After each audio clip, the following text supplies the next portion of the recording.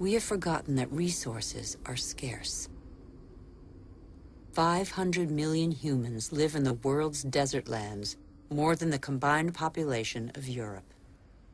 They know the value of water. They know how to use it sparingly. Here, they depend on wells replenished by fossil water, which accumulated underground in the days when it rained on these deserts, 25,000 years ago.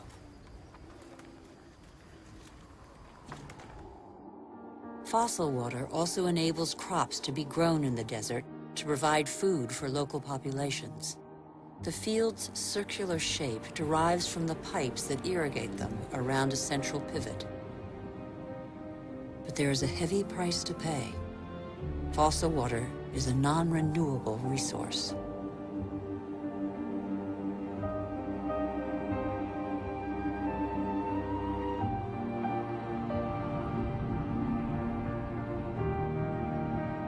In Saudi Arabia, the dream of industrial farming in the desert has faded. As if on a parchment map, the light spots on this patchwork show abandoned plots. The irrigation equipment is still there, the energy to pump water also. But the fossil water reserves are severely depleted.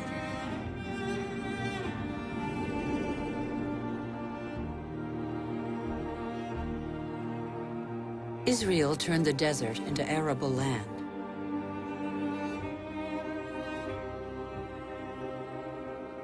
Even though these hothouses are now irrigated drop by drop, water consumption continues to increase along with exports.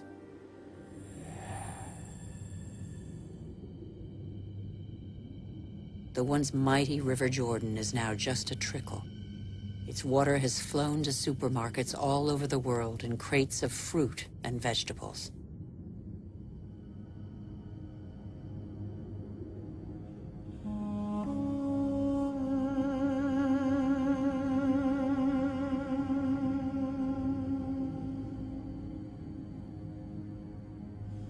The Jordan's fate is not unique. Across the planet, one major river in 10 no longer flows into the sea for several months of the year.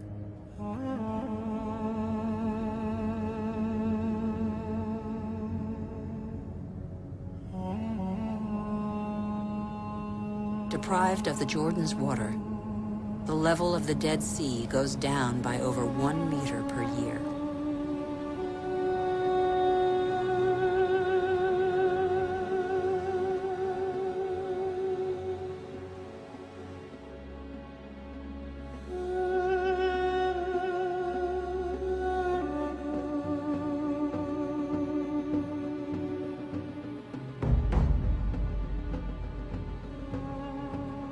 India risks being the country that suffers most from the lack of water in the coming century. Massive irrigation has fed the growing population, and in the last 50 years, 21 million wells have been dug. In many parts of the country, the drill has to sink ever deeper to hit water. In western India, 30% of wells have been abandoned.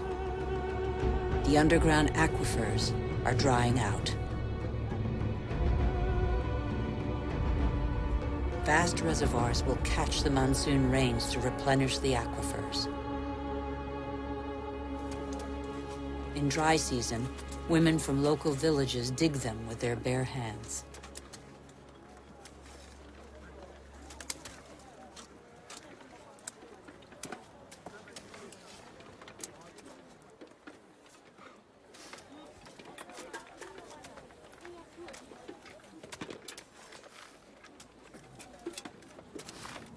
Thousands of kilometers away, 800 to 1,000 liters of water are consumed per person per day.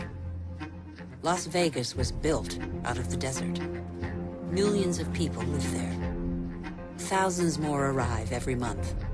The inhabitants of Las Vegas are among the biggest consumers of water in the world.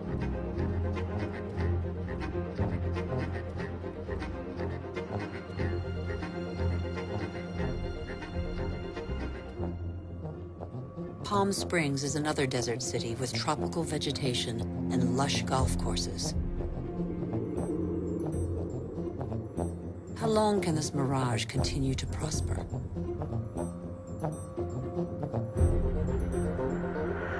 The Earth cannot keep up.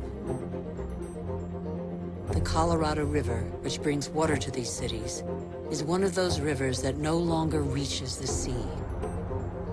Water levels in the catchment lakes along its course are plummeting.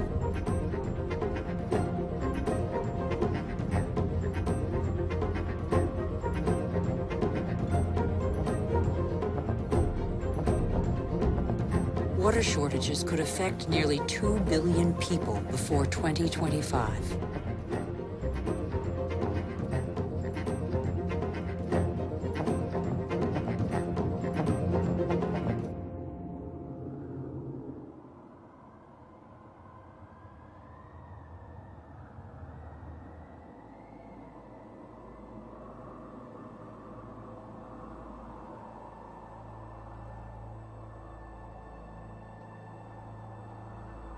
The wetlands represent 6% of the surface of the planet. Under their calm water lies a veritable factory where plants and microorganisms patiently filter the water and digest all the pollution. These marshes are indispensable environments for the regeneration and purification of water. They are sponges that regulate the flow of water. They absorb it in the wet season and release it in the dry season.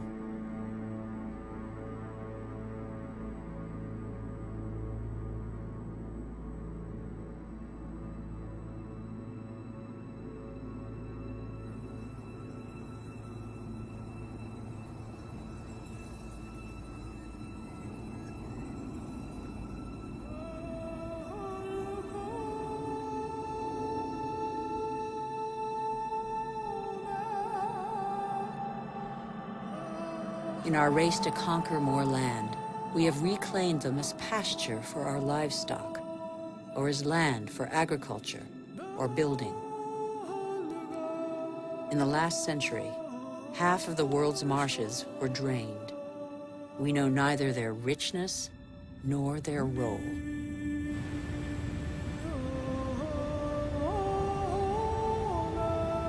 All living matter is linked. Water, air, soil, trees. The world's magic is right in front of our eyes.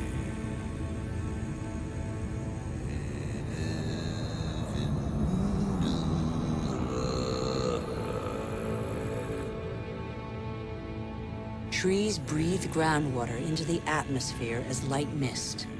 They form a canopy that alleviates the impact of heavy rains. The forests provide the humidity that is necessary for life. They store carbon, containing more than all the Earth's atmosphere.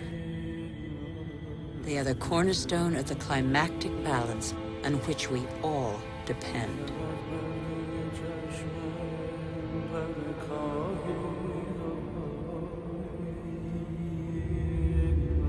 The trees of the primary forests provide a habitat for 3/4 of the planet's biodiversity. That's to say, of all life on Earth.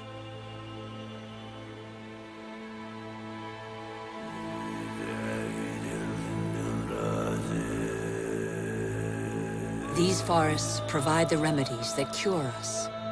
The substances secreted by these plants can be recognized by our bodies. Our cells talk the same language. We are of the same family.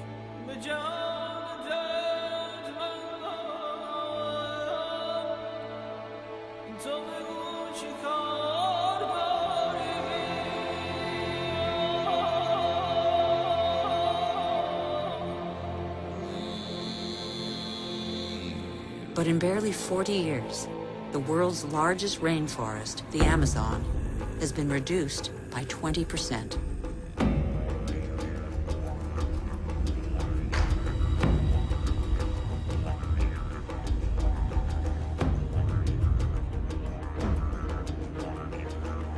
The forest gives way to cattle ranches or soybean farms. 95% of these soybeans are used to feed livestock and poultry in Europe and Asia. And so, a forest is turned into meat.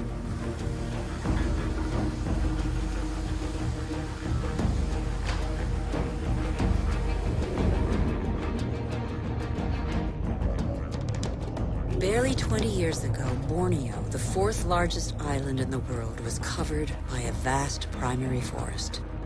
At the current rate of deforestation, it will have totally disappeared within 10 years.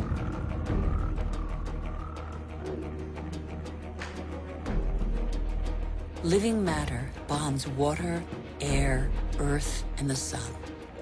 In Borneo, this bond has been broken in what was one of the Earth's greatest reservoirs of biodiversity.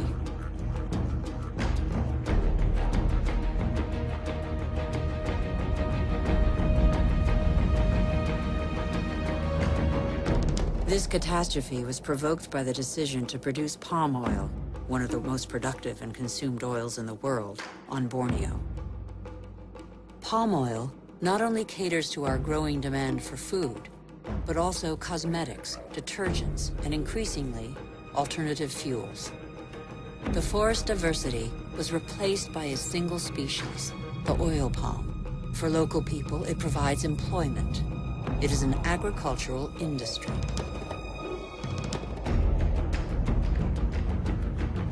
Another example of massive deforestation is the eucalyptus. Eucalyptus is used to make paper pulp. Plantations are growing as demand for paper has increased fivefold in 50 years. One forest does not replace another forest.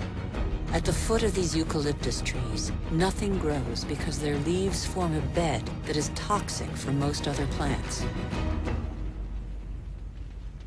They grow quickly, but exhaust water reserves. Soybeans, palm oil, eucalyptus trees. Deforestation destroys the essential to produce the superfluous.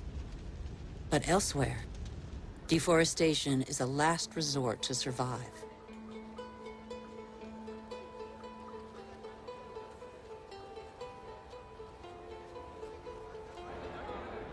Over 2 billion people, almost a third of the world's population, still depend on charcoal.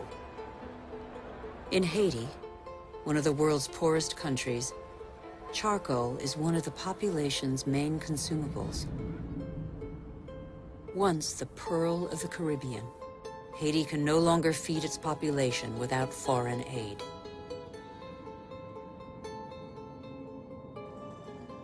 On the hills of Haiti, only 2% of the forests are left. Stripped bare, nothing holds the soils back. The rainwater washes them down the hillsides as far as the sea. What's left is increasingly unsuitable for agriculture.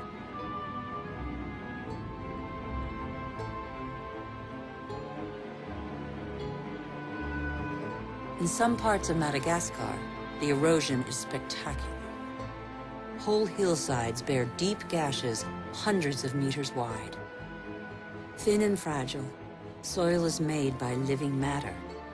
With erosion, the fine layer of humus, which took thousands of years to form, disappears.